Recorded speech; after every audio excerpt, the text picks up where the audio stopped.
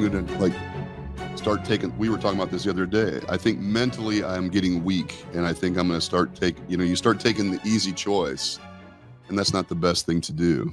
Well, that's the challenge of it, is making sure that you can challenge yourself. I mean, mostly I fight with myself. You know what I mean? Exactly. And that's absolutely. And that's the challenge. And that's the challenge that I like. You do things that you don't want to do, but then being in the moment of doing them is when you find that satisfaction. I totally agree. I do. And I think, for me, the older I get, I understand what you're saying, because, your body and everything is more, your recovery time is, more. And then the mental, I'm able to do other things. Like I'm able to come into work a little bit later. I'm able to justify, I don't need to do this today. And so the challenge of that is to still be not just a boss, but be an employer and be responsible. And then to take that responsibility to, another level of, the challenge to myself, and get out of bed, work out, and be like, shit, I got to go work out and I got to do this. And then pretty soon you're on the treadmill, and pretty soon you're shadow boxing, and pretty soon you're, doing the first round, the second round, then it's over with. You're like, oh shit, now I'm alive, Yeah. And doing that first thing in the morning, and I don't know, Matt knows this, but who was that general that said making your bed is the most important thing you do every day? Admiral McRaven. Yeah. Yeah. That was an interesting. If you can't make your bed in the morning, the first thing you can't, if you can't make your bed, what else are you going to do wrong that day, or what else can you do right? So, or when you go to bed at night, at least you accomplished something. Yeah. So that's the challenge. I agree with that. I think the jiu-jitsu thing is great. And we talked about, getting back into it. It's finding the time, and then the dedication. Like they have that 5:30 class. AM. Yep. Buckle up, Buttercup. Here we go. And I got to roll with some sweaty dude at 5:30 in the morning. And the challenge begins. Yeah. Oh, fuck. Yeah. Yep. And then trying to fit that in with, if you want to lift, We'll see. if you want to cardio, whatever it is. And I want to keep doing the workouts with Aaron. I enjoy that, 2 days a week I go over there. We do our 30-minute thing. I enjoy that. We spar a little bit. It's, with like, fuck, the guys I spar with. So it's not really sparring, but it's moving. Yeah. But we're moving and we're pretending. And, but it's just gotten easier. Like I was telling Aaron yesterday, I went in. Are we recording? Yeah. Okay, good. Oh, perfect. I went in for, I have kidney issues. And so I went in for a kidney consult with some kidney specialist in town here. And that was like April, and I weighed 217. And at the gym yesterday, I weighed 229. So in a matter of 3 months, I've gained 12 pounds. And for me, that's not a difficult swing. Yeah. Just maybe I'll have a few chips with the queso instead of just having the meat or the vegetables or whatever. That's all it took. And I just don't want to get mentally weaker. I'm already mentally weak. I used to be really mentally strong, and now I used to take pride in, I'm doing this and nobody else is. Like that 5:30 in the morning. Yep. There's only a handful of people that get up at 5:30 in the morning and do their shit. Yeah. Yeah, everybody else is sleeping. Who else I love being up at that time because everything's quiet. There's nothing else going on. Your phone's not ringing. You can go into the gym. You get everything done right away. You set your mind right before. I think for me, that's why I like to wake up and go to the gym and do my stuff. Because you never know, you might be at work until late, and then things start to fall, and then you're getting home late. You don't want to go to the gym at night. You kind of get soft in the mind a little bit. So if you get it done right away in the morning, you're good to go for the rest of the day. Well, and for you, it's going to become even more important that you schedule and compartmentalize your life because you're having a kid. Yep. You're married. You're having a child. Congratulations. Yeah, thank you. And that is incredibly exciting, but it does necessitate changes in your life. Yep. You might be working out at midnight. Kid goes to bed, you go work out, or you go for your run, or whatever that is. I remember those days. Yeah, I was listening to a podcast yesterday, Jocko podcast, and he had a guy on there that some amputee. He was a special forces guy, amputee, and he set out this roadmap of where he wanted to go, and so he ended up getting shot in the leg, lost his leg at the hip, I believe. and then wanted to get back on an ODA team. So he set out this roadmap of where he wanted to be, set his goals and stuff, said he made a diary. He called it a log, but it's pretty much a diary. Mm-hmm. But, kind of like you're saying, from almost it pays to look at, like, for me, I'll do on Sundays, I'll sit down and go over my week, and I might go into it deep. I might not go into it as deep as some guys do, or minute by minute time, like this ODA guy was saying, but go in and set, Monday I'm doing this, set your to-dos, where you want to be Tuesday, Wednesday, Thursday, and then just go through the whole clip. And I think I'm going to have to be doing that a little bit more now that I'm impressed got by some that. more responsibilities. Are you that rigid? I mean, are you I'm pretty rigid. You're a planner like that as well? I think that's where I learned it from. Is it? Okay. Yeah. Well, welcome to What's the Hazard. Yeah. We're about 10 minutes in, and I hope we got all of that, because it was outstanding stuff. But my guests today, John and Matt Falewitch, Falewitch Construction Services. Thank you for being here, guys. Yeah. It is. You're like you're like a younger version of him, which is genetically the case, actually, for folks that don't know you guys.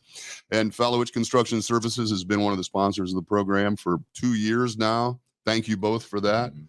I know you could be probably spending that $50 on something else.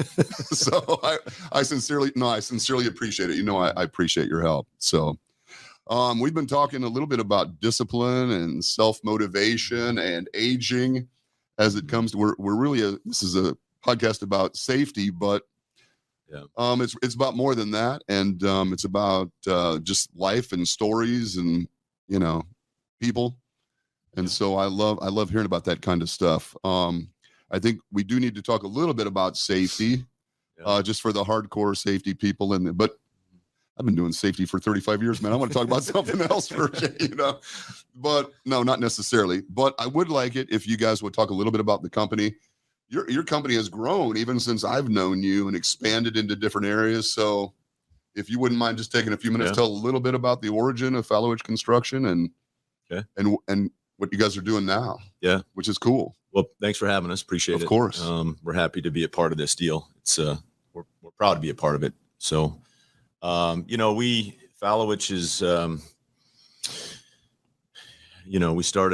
I started out working construction. I was never a school guy, and so I always like working with my hands and doing different things there. And I was working for a few other companies, got into the union right after high school, worked construction during high school, and decided what I didn't want to do in the construction market. I was pouring concrete and working, rebar and all that kind of stuff, and making $5.50 an hour, I think, at the time. Got a raise to like $5.75, and I remember those days. But I got out of high school, started working construction, interior systems, and worked on bridges and things for some contractors here in town. And I got married at a young age. I was 19, married my high school sweetheart, and I at 25, I went through the apprenticeship and started doing a lot of side work and working for some people. And back in the day, there was no safety. I mean, there was, but it wasn't. It was an afterthought, man. Really, it was not what it is today.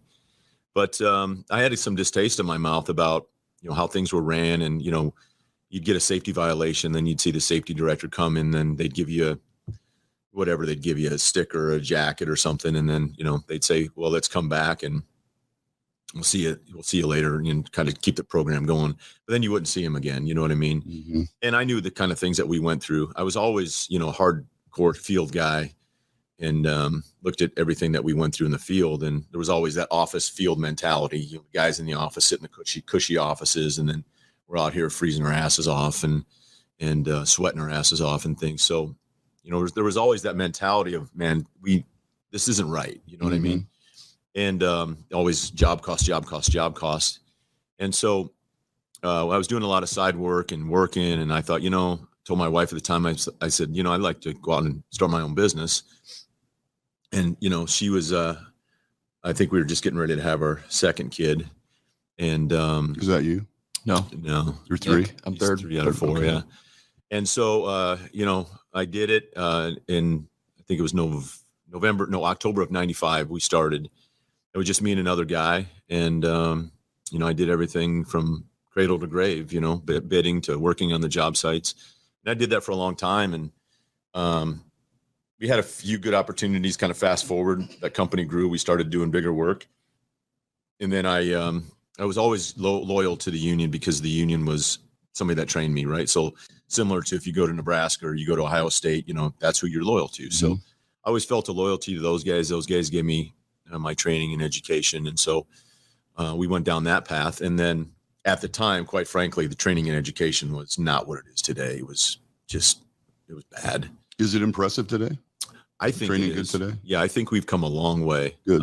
We've come a long way with that.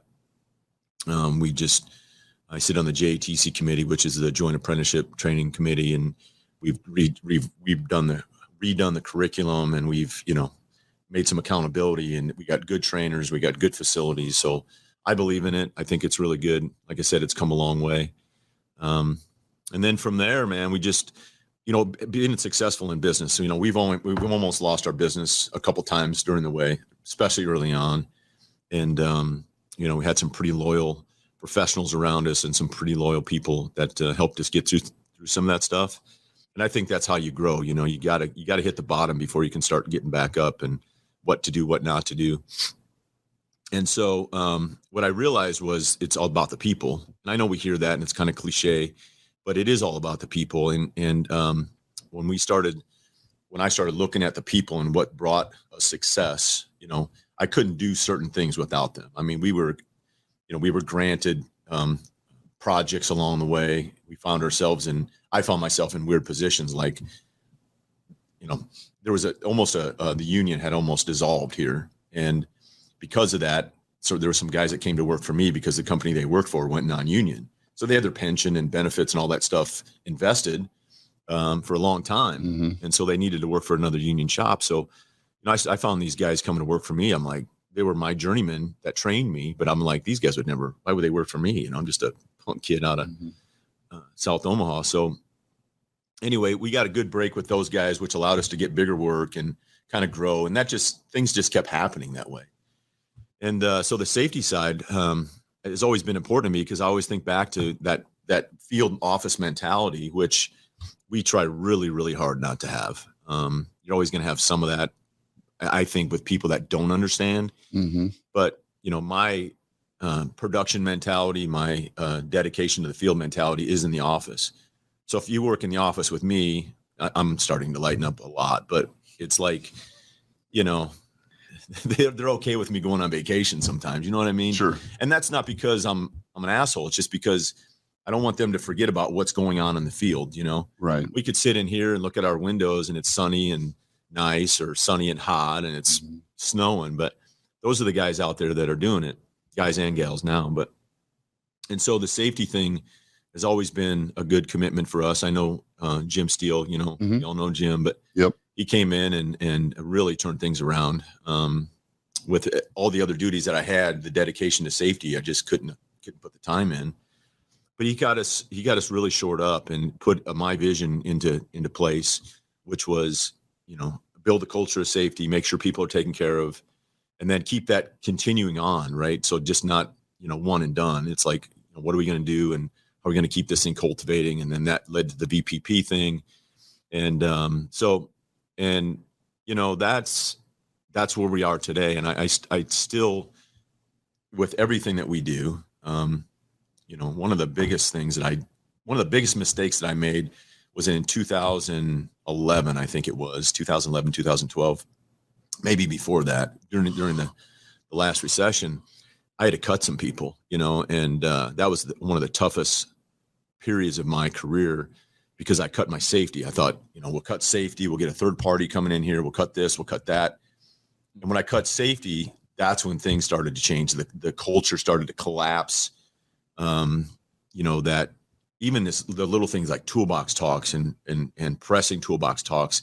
And even though they're, you know, weekly and you know, you read them, blah, blah, blah, blah, blah, people might think they check the box, but that's the start of that week. That's the start of that, you know, kind of trajectory of moving forward of what we're focusing on. What are we focusing on right here?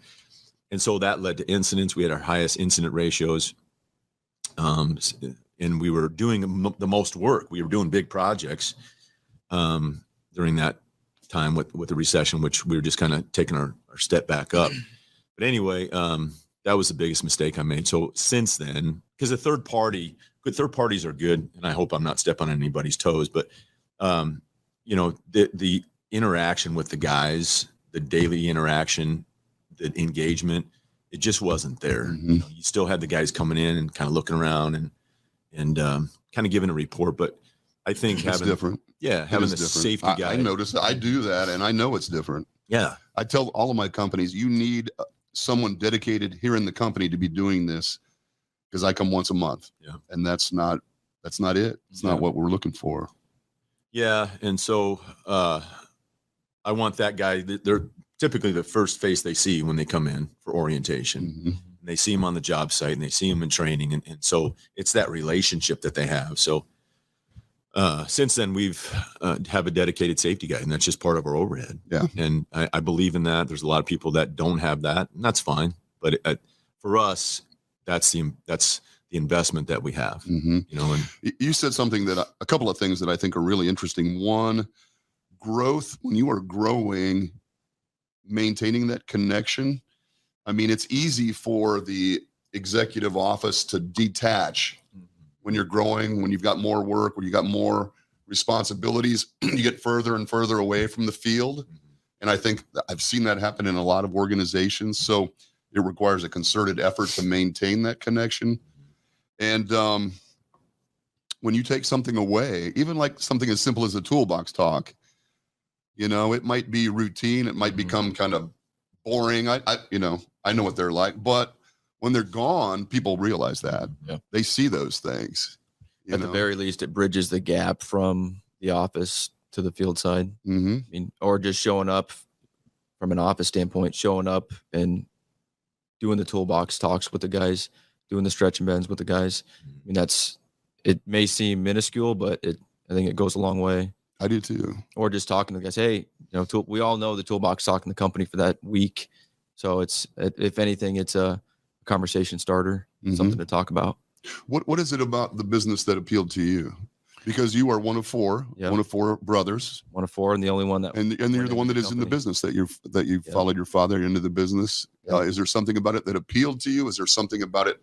I mean, you guys are obviously very similar. I don't know if that you mind me saying you're like. If my kids are listening to this right now, they're like, yeah, they are. Are they? Okay. Yeah.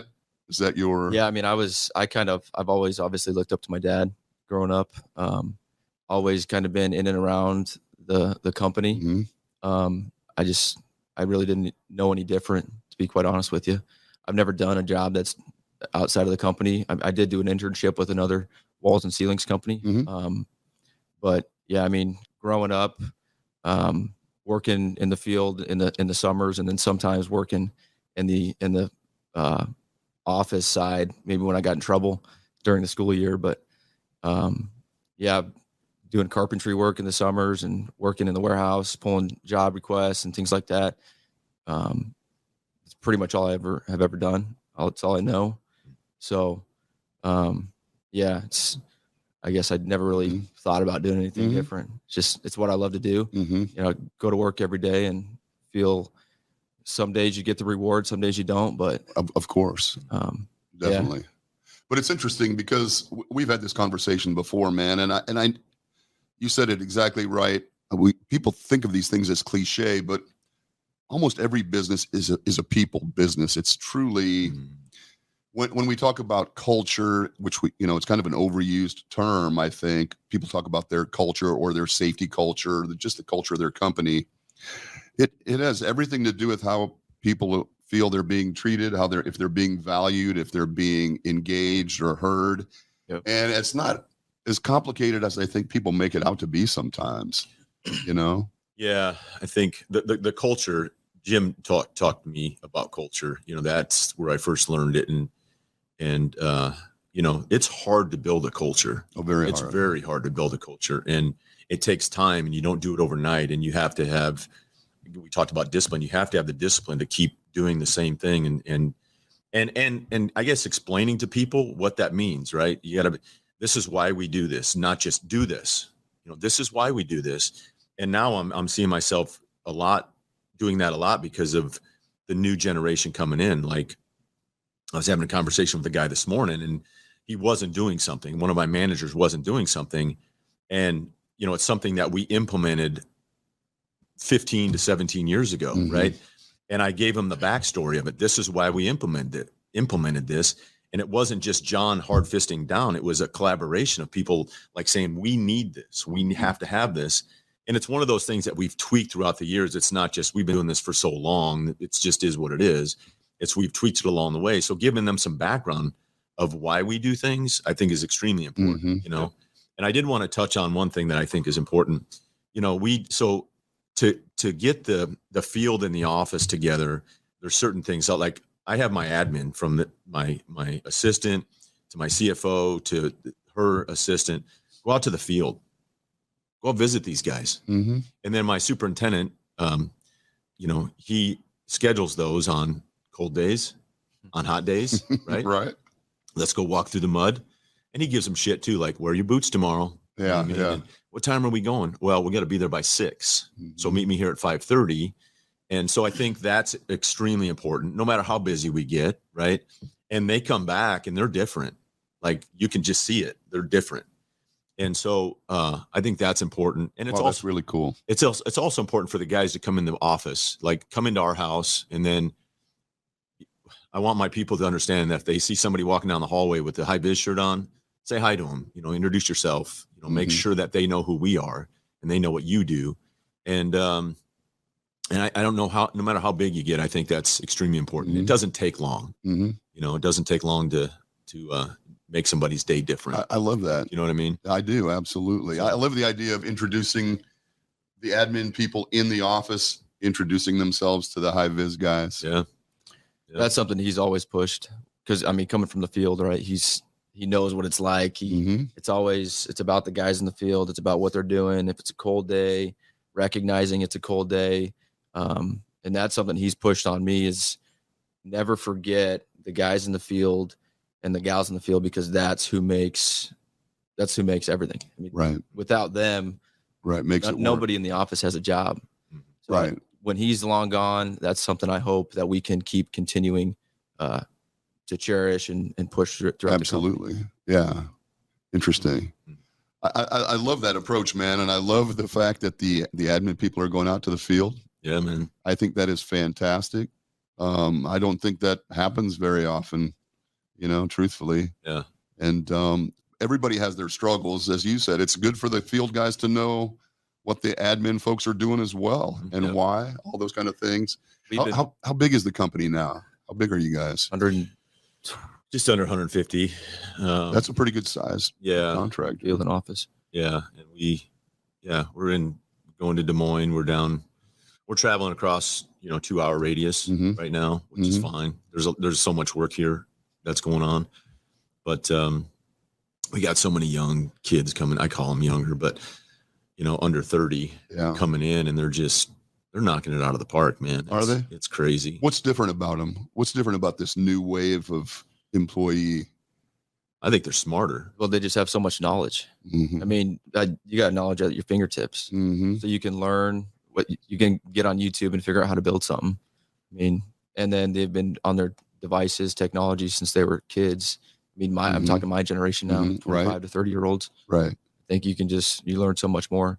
And what we do now is technology is so integrated in everything we do, whether it's from the BIM side, iPads, everything's documented on iPads and things like that. I mean, those guys that hold on to it and know how to run a computer, know how to run the iPads, they're really rising up. And then we got some good guys. You know, we got a lot of good seasoned vets that are going to be kind of going out. They'll struggle with that, or they just will eventually. Well, I guess what I'm getting at is they're going to be in the next 5 years, they're going to be retired. I gotcha. So if we pair up those young cubs, those guys that you know, they get the technology, they know, and they're young, they're eager, pair those guys up with the vets that know what they're doing on the building side. We've seen some good solutions that's fantastic. Yeah, I love that. Yeah, it's crazy. That's one thing I wanted to ask you about was integration of technology. And you touched on a couple of things. I don't even know what they are. So could you talk a little bit about I mean, when we were young men working, a tape measure was pretty technical, frankly. For some, it still is. Well, yeah, I'm not. I think that, you've got so much. I mean, you have your basic stuff, and technology in the field from a tool side of things has gotten a lot better, but I've got some other thoughts on why I don't think it's not a good thing. But because we gotten dependent upon, like, they have line lasers, right? So you have a line laser, you got to trust a bubble that's here and it's going to point up there. And sometimes that's not always right. So we're depending on that. So a lot of the old school plumb bobs and things like that, that just a string and it's there. So it doesn't lie. I see production back then was sometimes higher than it is today. The quality, some of those things, and the quality. Yeah. So, but for the technology thing, we hire within. So I don't know the percentage of guys that are in our office that we hired out of the field, but it's pretty high. It's a lot. And some of the guys, like, we have a modeler in our office, and I told him yesterday what I wanted. He's like, looks at it and goes, yeah, I can do that. And I'm like, do you need any more information? Because I don't want to give it to you. I don't have time to give it to you, but, right. But if you need it. Yeah. Yep. And so he's like, yeah. And I assigned him something earlier this week, and we went over it yesterday, and I looked at it. I'm like, that's perfect, dude. You know what I mean? Really? And it's just modeling and breaking up things. And he's got this 3D thing, and he's spinning it around. So he's a BIM modeler. So what does that mean? BIM is building information modeling. Okay. So he uses a software called Revit, CAD, AutoCAD, all these things. But you can take the prints from the architect, and then you upload it into, or it may already be a Revit file, and then we build the 3D model from that. So we have an add-in from it, and we basically do our entire scope for some projects in a 3D model before we're even on site. So guys in the field can see how things go together. Oh, yeah. Wow, that's attachments, whatever it is. And from our prefab side, it goes, I mean, it's, we wouldn't be able to do it without it, but interesting. And that's the thing with you take a young kid like that, he came out of the field, like he was an apprentice. I believe he turned out or almost turned out, and he came in and he was a gamer. So he was good with the computers, and the respect, you always think about this clash between, the younger generation, the older generation. But when a guy says, here's a 3D model of what you're going to do, and I'm going to walk you through it, they're like, okay, that's cool. You know what I mean? Yeah. And it's not just a flat piece of paper. Right. So that respect. So there is hope for gamers. There it is in the construction. We knew that there was going to be some way for them to integrate into, like, the real world when they came out of the basement. Well, he was in our bullpen, right? And the bullpen is, it's a cube farm basically. And he got PMs, and PMs, they're whatever they're doing all day long. They are who they are. They are who they are. And he's like, man, you got to get me out of here. Right. I'm begging you. He's like in this bullpen. He's got headphones on, and he's got his 5 screens lit up, and he's like, you do his review, and he's like, I got to get out of that bullpen, One day I got him out of there, man, and he was like a change guy. I put him in his own office. He closes the door, he's got his headphones on. He's just, and he gets at it. He's just after it, you know what I mean? So that's cool. And that's just one more thing about something small that changes somebody's life. You know what I mean? And so anyway, that's kind of the history of where we're at today. And, it's good. And, I couldn't ask for anything more. But you sound optimistic about the future. Yeah. And about these young workers. Yeah. There are some good young workers out there, because normally all I hear is whining and moaning and bitching. And I think people are they know my sons or something. Well, it's, I try to take a step back and look at the generations as we came through, right? Like, what did our parents say about us? What did their parents say about them? I mean, we've evolved so much. There's always going to be bad seeds, right? And we have to take our own path and where we're going. But I think, and I'm not coddling anybody by any means, right? It's, if anything, I'm trying to offer some more discipline. And when you work for us, I guess that's a whole thing. You have to fit in with our culture.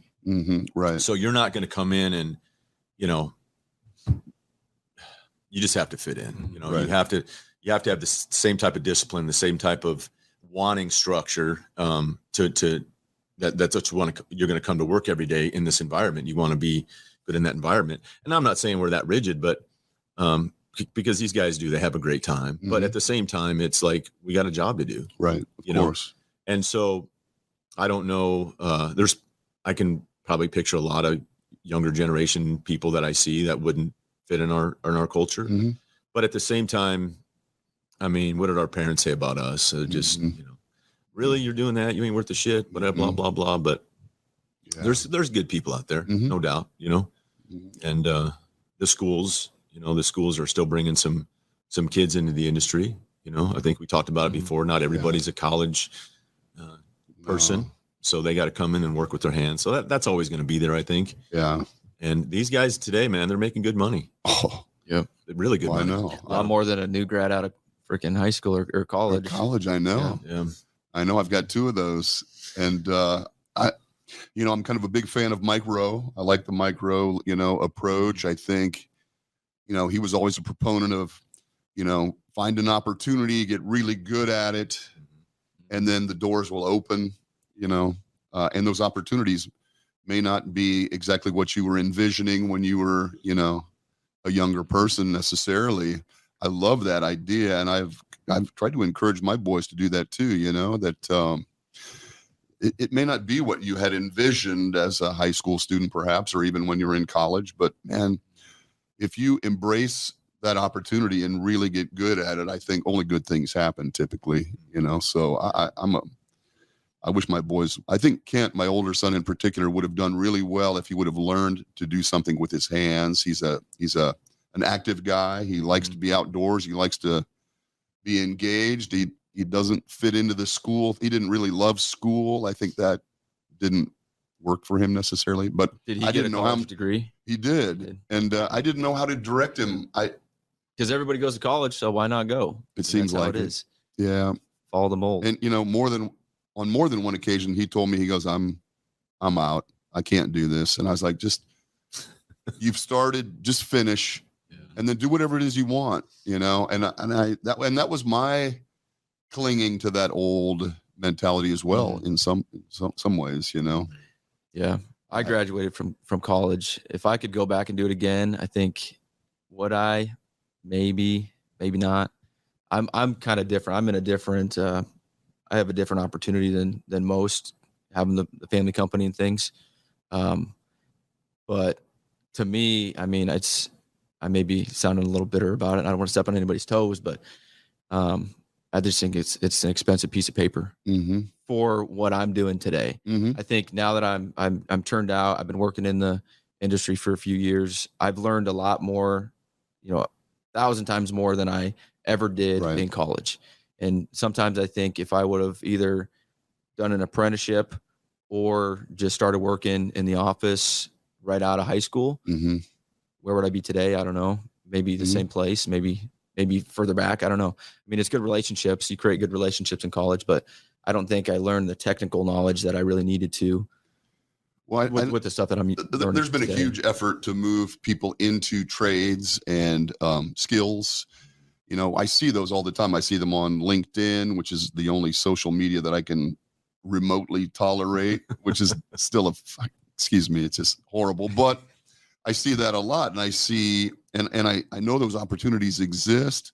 Yeah. And I think, as you said, I mean, if you're driven by the money can be there. It can be whatever you want it to be, I think that people forget like the simple things. If you show up for work every day, you work hard, you show some initiative. I mean, that's really what you need.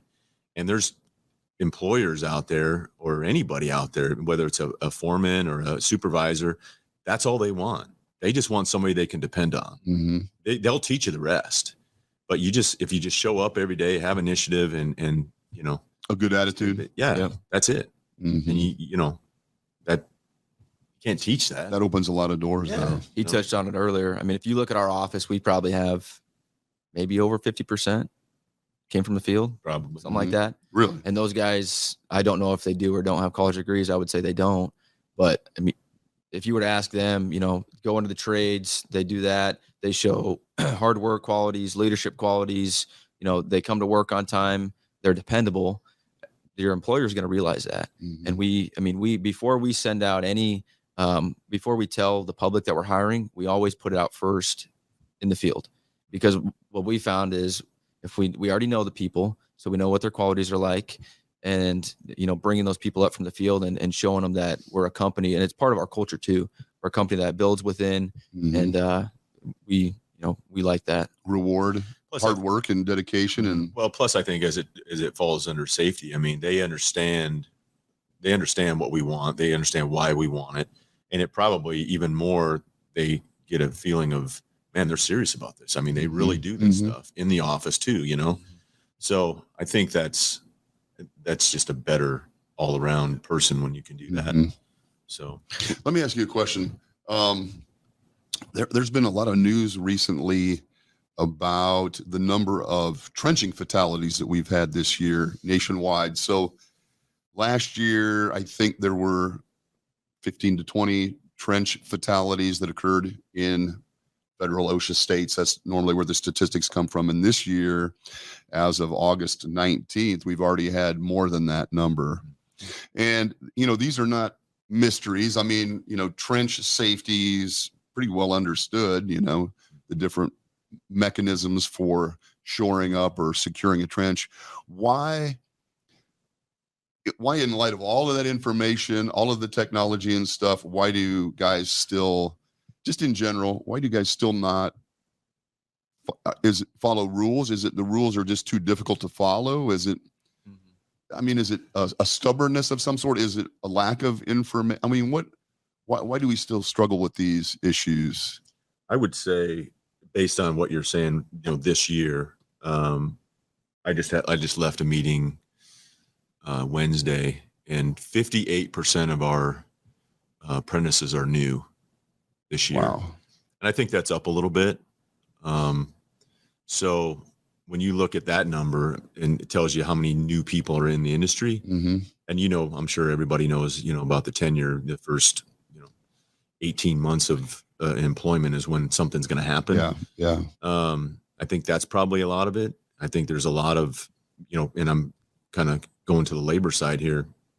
There's a lot of people out there that are supervisors that may not be capable of supervising yet. They're kind of put in that position, So I think that's a lot of it too. I think the understanding of, and then here's another interesting statistic. So we looked at from 18 to 20, either 24, I think it's 24, 18 to 24. That's where we lose our retention of employees, right? So I don't know the ages of these people that have had the incident, and so, when you look at the younger generation coming in and then losing that younger generation, and then the amount of new people that we have, I think that could be a part of it. Now, do they, how do we get the safety across to them? I don't know. Everybody's got staffing issues, and I know we have our own staffing issues, but trying to relay that message and how important that message is, I think that could be part of it from the supervisor side. That's an interesting comment. Now, the other thing that we tried to do, and we're trying to get this implemented, you get some traction. We kind of take a step backwards so for whatever reason, we're trying to get traction on this whole mentorship thing, and mentorship meaning, not just put a red stripe on their hard hat, but to bring these people back in at 3 months, at 6 months, at 9 months, and say, how's it going? And bring them. If we've hired 20 people or 50 people, just kind of split up in groups for a week and bring them back in for an hour, meet the executive team, and, how's it going? These are the things we're looking out for. And just to try to give them more of a connection, engagement with safety and everything that we do in our culture. So we can, not have accidents like that. You know what I mean? So, and then carry that through for the first, I think we figured 12 months, maybe 18 months. And that's got to help with retention too, I would assume. I mean, just that feeling of integration. I know that sometimes as new employees feel isolated, they may not be part of the group. They may not be embraced necessarily by the larger masses. And so, you might have individuals that are, and maybe that's just their personality. They're a little bit of a loner, perhaps. They don't need to be part of that group, but nonetheless, that's when you're going to lose them if they don't feel like they're at least. I mean, every corner you turn, there's a help wanted sign. You know, I mean, Mhm. I was driving to work this morning. You got grading companies with signs on big signs, you know, hiring, you know, and I'm sure Car washes with 401k. It's ridiculous. So, No, it's true. And the wages, these wages that have been probably artificially escalated, mhm. elevated. Did I say Yeah. just Higher. to try to compete?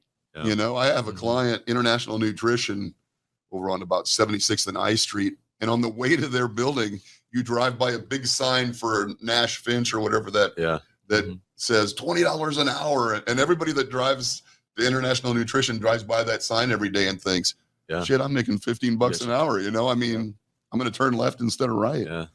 Yeah, It's when brutal. when the new people come in, I think the most important part, and I don't know if it leads to these accidents or not.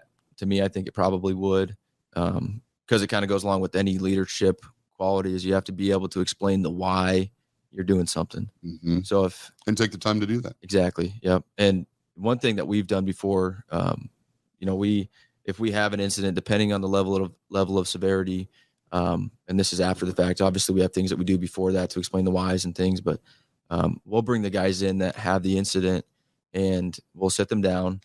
We'll have them write a letter to their family and say, hey, we want you to write this as if your family had to read this if you passed away. What would you say? Mm-hmm. And I think we've had a lot of good feedback from the guys that did that, because they didn't realize it. If they're up 3 bakers, 2 bakers tall, over 6 feet, and they don't have a harness on, well, what's the level of severity? Right. You could fall off and you can die. Right. So that's really what we're up against. And trenching is it's the same thing. If you're in a trench and you don't have the proper protective equipment, what can that lead to? It can lead to these deaths. That's interesting, man. I'm not sure the guys always think of it in those terms, in that context necessarily. People are rushing and they want to get the job done. Mm-hmm. That's what it boils down to, I think. Mm-hmm. I think the schedules too. I mean, the schedules in construction are so demanding nowadays. I mean, we got, everybody's got clients that they just throw more money at it. Can we just throw more money at it? And it's like, no, there's a limit to that. There is a limit to that. It's not all about effective that. It is. Yeah, exactly. So I would think a combination between, new people and hiring and not having enough people, not having enough supervisors, putting supervisors in place that shouldn't be in place. I mean, that's a huge combination. And man, there's a lot of freaking work out there. Mm-hmm. There's a lot of work out there. Yeah. So I don't know if there's new companies that are having issues, startups, Probably. things like that, I mean, those are interesting comments too, man, because I think there are a lot of people that are being promoted into those supervisory positions, probably ahead of schedule, probably ahead of what would normally be desirable. Now they've got those responsibilities. What do you do anything from a leadership standpoint? We've talked a little bit about the mentoring for these new employees. What do you do for your leadership, your frontline, your foremen, supervisors, superintendents? You've obviously been grooming them along the way, and you know who they are and what they're about, but do you give them any special attention? Yeah, we do. So we have a mentor program inside of the foreman that we have, and we have them at different levels, right? So call it level 1 through 4. And that's based on the experience they have on certain size projects. Mm-hmm. And that's another thing. We started that last year because, foreman, you're a foreman today. What does that mean?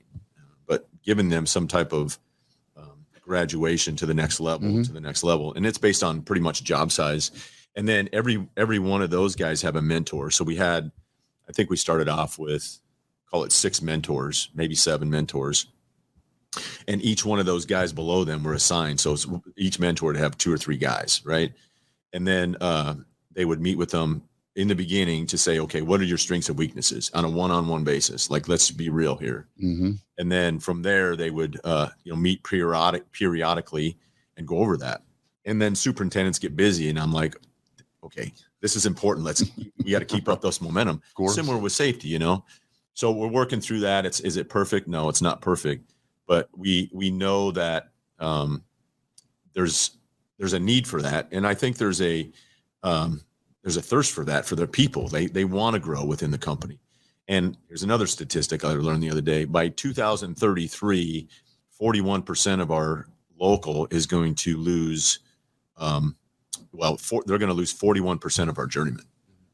in 2000 Are going to be out in 10 years. So in 10 years, we're going to lose 41% of our journeyman membership. They're going to retire. Ooh, that's a scary number. Wow. That's a big number. And so we've always thought, how much time do we have? Well, we got time. We got 11 years, guys. We have 11 years, guys. So if you're sitting in a room today, if you're new today, would I have you run the biggest job I have right now? No. You got to have, I would think you'd have at least 15 plus years to be running a big project. Right. So even if we started today with guys, they're not even going to be able to be a maximized or running the maximum project that we have. So that's one thing that we do. And with all of our office staff, we have a consulting firm that we use that they go out. We just had one go out a couple weeks ago. We ship them to Colorado for a week, and they sit with people around the industry, whatever construction GCs, subcontractors, and they do 360 reviews. They do just all kinds of stuff. So wow, you might be laughing, you might be crying, you might be all kinds of things. I've not been to that one, but the feedback that we get, which a gal that we have, she's coming back next week. We do a debrief on that. And then now she's coming back and she's all jazzed up. Of course. And she's like, we got to get things going. And so she's going to corral all the people that have been there throughout the years and re-stimulate that. Because it's a big investment too. That's exciting. No, that's cool. So, I like that. We do that with the foreman too. We'll send some foremen there to Colorado. That's fantastic. And so you talked about this 10, 11 years, we're going to be losing all of this seniority and experience. And it's pretty daunting, those numbers. I don't know how much longer you've got in this, but, scares the shit out of me. but I know in 2033 that you won't be able to find me. So what do you have a vision for? I mean, assuming that you will be in a position of decision making as this progresses, what's your vision for going forward? I mean, we always talk about expansion, growing and expansion into different aspects of the business, or just in the business itself, in the primary. The same business, just different markets, places. Yeah. So we are kind of dabbling here and there now already. I think that's ultimately my goal, to expand it. He's built the systems and processes that are in place today. Right. And quite honestly, we can take those, because he talks about being rigid, and yes, we're rigid in certain aspects, but others we give our guys that decentralized command where they can do whatever they, how they feel fit. But whether it's the pre-jobs or, weekly, everything that we do on a daily and weekly basis is we have forms for it and everything like that. So, we can expand if we wanted to today. We already have that structure in place, those processes. But you can't do it in the absence of that, obviously. I mean, it doesn't work if you try to expand in the absence of those. But it's not going to, it won't work out. It doesn't usually work out very well. So yeah, from my standpoint, that's my goal, is to expand into different markets. And then technology, is that your baby, or is that more your baby, the technological side of this? Or I don't mean to assume that you're not a techie guy. Well, I'm not personally a techie guy, but I know enough to direct my staff. And I think the prefabrication is probably the most technical we are right now. I mean, we've got other devices that we use, but the prefabrication is the thing that I'm growing right now, which those guys are, doing more Falewitch stuff. And then I'm doing the West Coast prefab stuff with my team over there, and then making sure that it gets integrated with what we do. Right. So that's another big thing. I mean, I think it's no secret that's where everything's going. And as it relates to safety, our numbers, we were at 1,400 and almost 1,500 hours, or 15,000 days without an incident, knock on wood. So the incident ratio is almost really good, zero, right? So because you're in a manufacturing facility, you can control everything that you need to control. Right. It's a little bit more predictable. Yeah, it is. Than a work site where things change so rapidly. But I've been reading a lot of safety stuff of late. I've just gotten kind of, I don't know, stagnant or bored. I still love what I do, and I enjoy the interactions. Most of what I do is people, watching people, interacting with people. But I've been reading a little bit, and I've found some interesting commentary on like building capacity into your processes. You know, if you have really flimsy or brittle processes and one thing goes wrong and now we have a bad outcome, maybe we have an incident or an accident or something. And the authors of these books that I've been reading talk a lot about building capacity into the systems so that the system is tolerant of error or deviations. Because if there's one thing we know there's going to be error. Employees are going to make mistakes. You know, we're going to screw up from time to time, if not all the time. But if the system can handle that, we don't have bad outcomes. You know, brittle systems that can't tolerate that have problems, you know? And so I was listening to this guy talking about lean manufacturing, you know, get as lean as possible. But you've removed a lot of capacity to tolerate deviations when you do that. And I'm just scratching the surface of this stuff, but that's really interesting to me. And in a manufacturing setting, you can build capacities in probably more easily than on the job site, maybe. But even on a job site, I'm sure that you can build in capacities.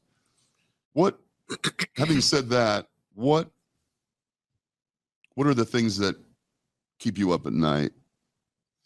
Are they safety things, or is it financial stuff, or is it? If you know him, he doesn't sleep much. So I don't pretty sleep much at all. everything. You know, are there things that, I mean, obviously, we would never want anything bad to happen to any of our employees, of course, but you've built systems, you put systems in place to try to at least control that to the extent that you're able. Yeah.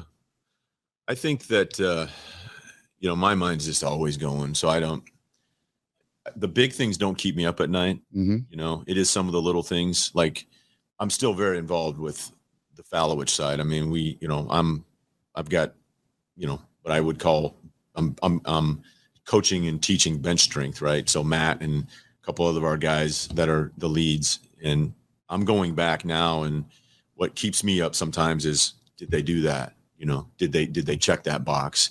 Did they go out there? Did they fix this? And so it's the little details, you know, the big things, not so much worried about. I don't get caught up in, you know, oh my God, we got this huge project, blah, blah, blah. I get caught up in the details. And that's what I think I think those are the most important things. Right. And I go back to the job starts, and that's what my campaign is right now. Like, we've got to get granular on these things, and we got to get granular before our boots on the ground here. So we know so that we look like we know what we're doing. And that's the success of the project. So those types of things I can't seem to let go of yet. Mm-hmm. You know what I mean? Mm-hmm. And so, and everything else, you know, this thing just keeps going, and I'm always trying to. Are you there yet? Is your mind going like that? Not quite. Maybe when I have a kid. We'll see. Oh man, it does change things for the better. Yeah. It always changes it for the better. It gives you reason. You know, it's interesting because we have that conversation in safety oftentimes where, you know, we ask people, you know, why is it important to work safely? Why do you work safely? And oftentimes it's family or, you know, friends, family, those types of things. And we really promote that, you know, just like you described, writing a letter to your family, you know, after a near miss or a minor incident, that could have been catastrophic perhaps. And, you know, thinking about that, I know that I go to work every day for family. I mean, that's kind of there on those days where you just don't feel like doing it, but you have these obligations and you've made these commitments. So we go to work even on days where we don't feel like it. And I want to get home at the end of the day to enjoy, you know, family and the fruits of that labor. And I think sometimes it's just that I don't want to say easy, but it's just that personal. It doesn't have to be more than that necessarily. Yeah. You don't have to complicate it. Don't have to complicate it. I think we have a tendency, and I think OSHA is to blame to some degree for that with all of the forms and all of the documentation and all of the stuff. Sometimes this is really just about attitude. You know, your culture is an attitude toward work. I think, you know, by talking about safety differently than work, I think sometimes we muddy it up a little bit.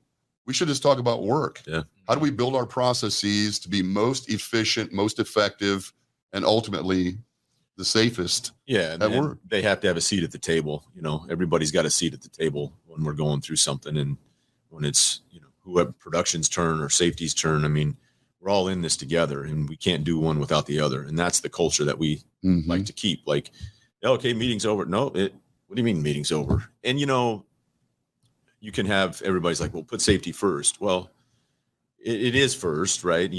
That's the mentality you want, but we got to have a job too. So we have to respect this guy. And if production and safety are doing this, then it's working. Mm-hmm, you know what I mean? Mm-hmm. Well, I got to get this done. Well, you got to do it safely. So you got to compromise here. Right. But I think like that. That's having a seat at the table is huge for everybody. Yeah. We're all in this together, right? Yeah. So it is interesting. What's next, man? Are we gonna go start rolling, or what are we gonna do? let's do it, man. Right here. Are we? Push the table. No, I haven't had my first lesson yet, so I may have to tap out of that one. Yeah. But this is something have you done that before in the past? Yeah. You did some jiu-jitsu in the past? That's how I started. Oh, is it? Yeah. And you were obviously an accomplished wrestler and jiu-jitsu fighter, practitioner. I grew up wrestling. Yeah, you've done that did too. jiu-jitsu Right? for a few years. I haven't done it for probably a year now. But Okay. yeah, we talk about getting back into it. Good. Which we're talking on it now, so we're gonna have to. Yeah, well, now we have to. Almost we added made you this in it, commitment. too. Yeah, I'm in. See you at 5:30. I think I might do a few one-on-one sessions so that I don't cry the first time somebody like puts me in a headlock or something, So it's I don't know. It's not like that though, really. When you go in, it's a lot different when you're starting out. Mm-hmm. And then when you're starting out, you got to look at it like, well, no, there's no expectation. I here. suck. Mm-hmm. Well, I mean, there's no expectation here, and I think the guys at the gym are good about that. But Yeah. I just really the timing of it is the stand-up's been really exciting lately. Mm-hmm. So Mm-hmm. It's fun. Yeah, It is fun. I enjoy that, and mostly because I'm familiar with that. Yeah. This is really intriguing to me, and I've been watching it on the YouTube, and it's fascinating. And you heard Jocko talking about it. You mentioned Jocko earlier. You hear them talking about jiu-jitsu, Joe Rogan, all these guys that that I listen to frequently are all talking about it. It seems like, and I'm trying to encourage. I've got a son at home right now. My son Nick is out of school and trying to get into another program, but until he does that, he's going to be in my basement. And so I've tried doing Put some mats down there. Get it going. I'm afraid of him. He's bigger than me and a little volatile. yeah. Very quiet, calm guy. He's like that old MMA fighter, short fuse somebody. Yeah. This Nick, he's just real sweet and calm until he's not. Yeah. And then you're like, what just happened there? So, but I'm trying to get him to get to the gym. Well, I think that I think he needs that discipline. the thing with the gym, no matter what the art is, I mean, there's a sense of humility in it. Mm-hmm. And, so when you think you're whatever you can be whoever you want at work, and, you be a boss and you be the leader and all this stuff, but then you go there, there's a sense of humility that you leave there with, or you walk in there with, Hopefully. and then I think that from a leadership side is good. Actually, I agree need with that, that, man. I would agree. Put your ego aside, and everybody's on the same playing field. Got to go to work. I would agree. That's a very good point. There is something that's, from a confidence standpoint, the gym is very helpful. It can help build some confidence and identity, but there is also that ego and humility portion of it, that there's always somebody there that's going to put you on your ass, and there's always somebody that's going to be, and he might be 5 foot tall, Exactly. or it might be she. Oh, it could be she. You're absolutely right, man. Yeah. Yep. I know the guy that I used to train with, his daughter was a fighter, and a good fighter, and we would work out together, and she was probably 105 pounds or something, but man, she would pound your ribs flat. And if you hit her back, he would give you the look. So man, you just took your ass beating like a man. And Well, jiu-jitsu though, from the standpoint of humility, it's, just having somebody laying on your stomach or laying on your chest and putting all their weight on there, and then learning to breathe and not panic, those types of things there's just little things in that art. It's not about winning or losing. It's about, can I get through this guy being on top of me for the next 3-4 minutes, And what's the deal with like no rounds? I mean, they just go like 20 minutes straight, or minutes, sometimes they're I think the rule sets kind of change. I'm good for 2 minutes at a stretch. So is that part of this or we need not? to turn that up too. I see a lot of those guys in there. They're doing 2-minute rounds. I'm like, what is this 2-minute round shit? And 2-minute recovery. That's typically how I set it up. Yep. Exactly. I'm looking forward to it. Guys, it's been a pleasure. Yeah, man. Man, I really enjoyed this. Thank you again for your sponsorship and your support. But even more, thanks for the information and the conversation, man. And I'll try 5:30. We'll see if we can make it work. And do then, it. Then we'll do 7:30. That'd be after fun. that. Then we'll do 7:30. Is that when No, that's when we go to stand up. Oh, really? We go from jiu-jitsu to shit. stand I'll up. be Really? I'll see you.